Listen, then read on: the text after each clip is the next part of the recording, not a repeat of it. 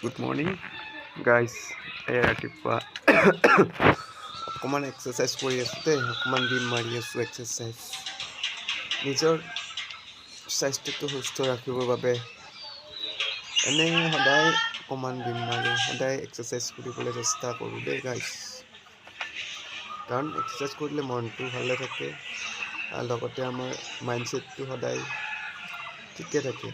সেয়ে ৰাতিপুৱা সময়ত অকণমান এক্সাৰচাইজ কৰিবলৈ চেষ্টা কৰোঁ, যিমানখিনি পাৰোঁ। সদায় কৰা নহয়, কিন্তু মাজে মাজে কৰোঁ আৰু এক্সাৰচাইজ কৰি নিজৰ গাটো ভালে থাকে, নিজৰ শৰীৰটো বহুত বেমাৰ আজাৰৰ পৰা ৰক্ষা পাব পাৰি। এই এক্সাৰচাইজ কৰোঁ দেই অকণমান, আপোনালোকে চাই থাকক।